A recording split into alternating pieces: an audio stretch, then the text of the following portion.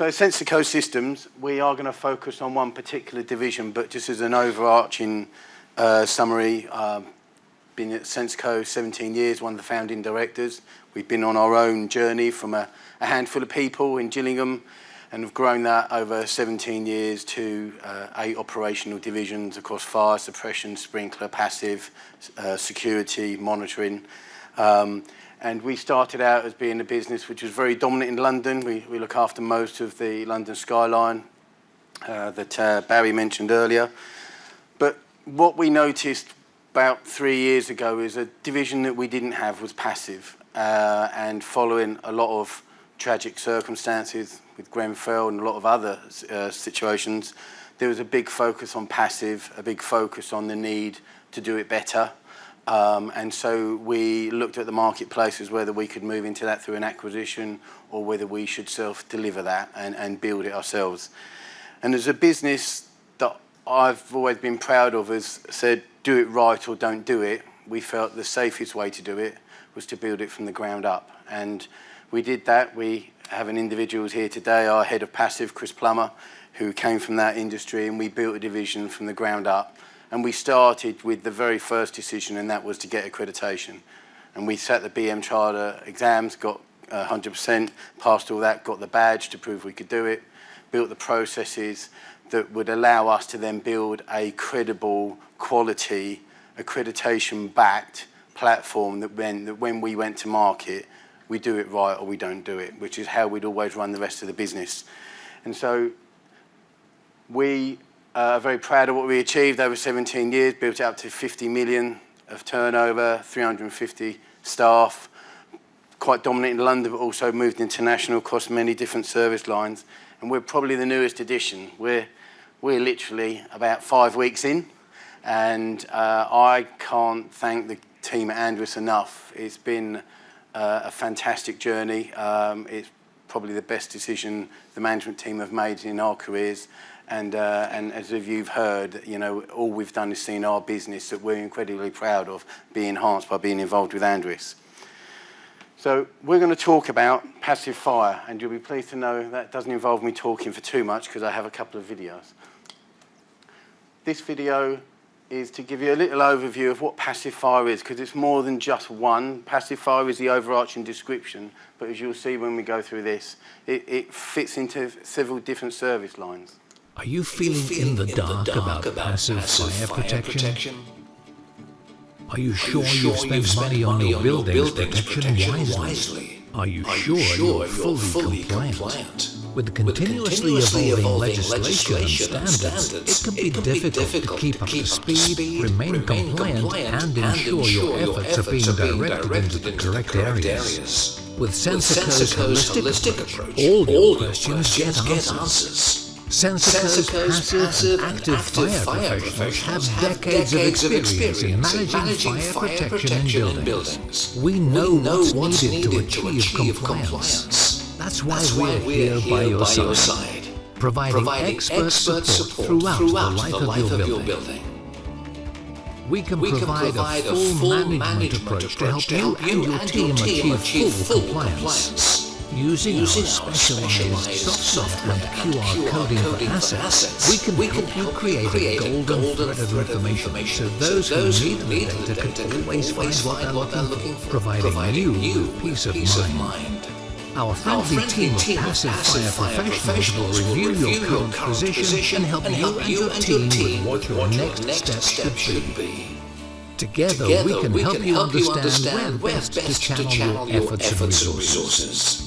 Start focusing on what really matters, and let Senseco's team help you with your building's built-in fire protection. Senseco, protecting your people, property and planet.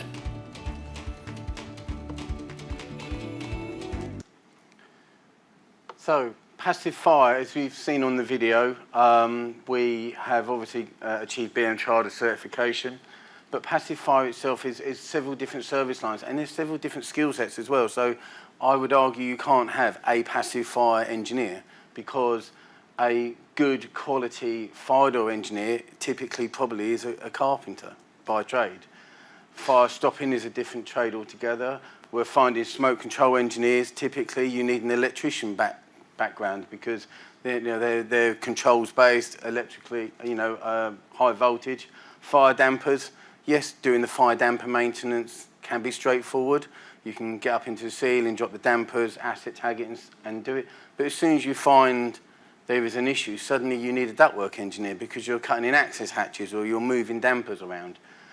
Fire curtains, again, very similar to smoke control, quite heavy on the controls and electrically biased. And of course, extinguisher engineers, completely different toolkit.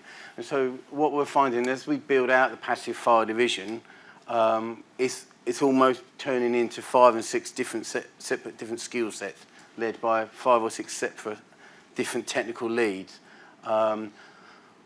But what we are focused on doing is offering all of these competently and giving you complete certification and peace of mind. And as you'll see on the animation, we've focused on trying to make sure we give you that golden thread of information, which is ultimately what all of the legislation, all of the changes that have happened following tragedies like Grenfell, which ultimately comes down, although they will talk about the fire from the cladding, ultimately the loss of life was through smoke control, through compartmentation, through fire doors, etc. And that's why it's important and it's become a huge focus point over the last few years. So we're very proud to have built a software platform which tracks all these assets, which can evidence the maintenance, can give our clients peace of mind that they have got that golden thread of information. And it's all tracked through this unique processes that we've built since we started the department. And we've got a video that we've produced today to give you an idea of what that might look like. Imagine complete clarity over every passive fire asset in your building. With Senseco Systems, now part of the andwis group, you can access a powerful, cloud-based platform that transforms the way fire safety is managed. Building floor plans are uploaded easily by our in-house team prior to any visit. Then, during inspections, each asset is dropped as a pin, making elements easy to locate, easy to access and easy to track. Colour-coded status indicators make it simple to see which items meet inspection standards and which require attention. Each individual pin can display additional documents relevant to its status, providing a quick and simple method of checking the progress of works. A client dashboard provides a quick summary of all projects, and selecting a project provides access to building plans and assets. Users can filter assets by any criteria in real time from a laptop, phone, or tablet. Filters can be saved for future use and accessed easily via a preset drop-down menu. Additional project users can be added easily. Invite as many users as you need at no extra cost. Every asset tells its story to keep the golden thread of information. A timeline reveals its inspection history, works completed, time and date stamped photographs, and any updates, always in line with British standards and our third-party accreditation.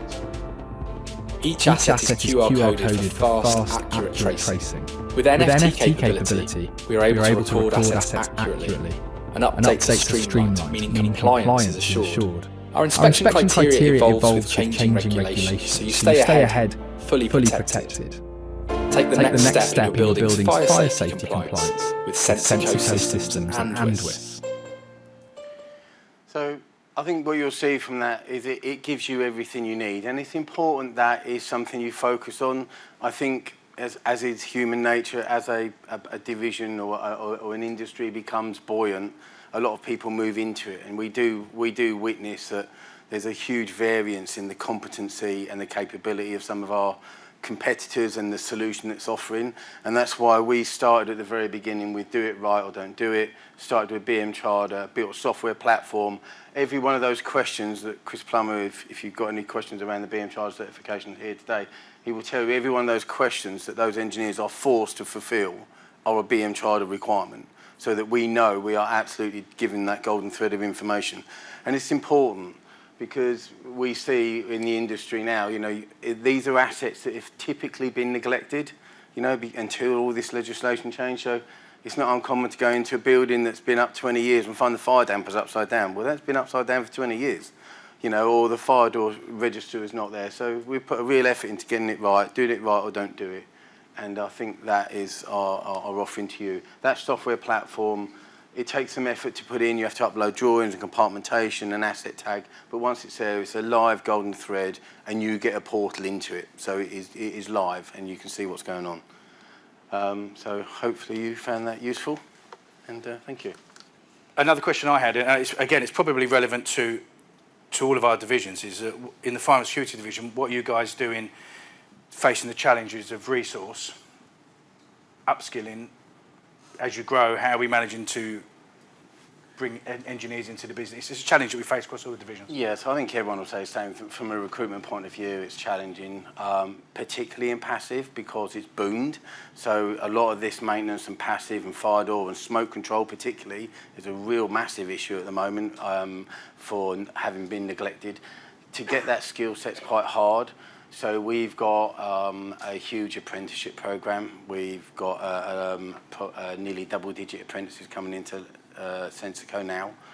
We've also got our own training academy. Now that training academy does do fire detection, security, etc. But we've got a room which has got pretty much every fire product on it. But we also fire doors, fire stopping. We have got some smoke control panel manufacturers of donated products that's getting installed, because the truth is we're only going to keep up with this growth, and this maintain it, do it right, don't do it mentality is if we go our own, and that's just the only way we manage to do it. And what's frustrating now, we also have started interviewing engineers, and when the interview process, we'll take them into the training academy and go, well, you know that system, you know, you're an expert on, could you just show me?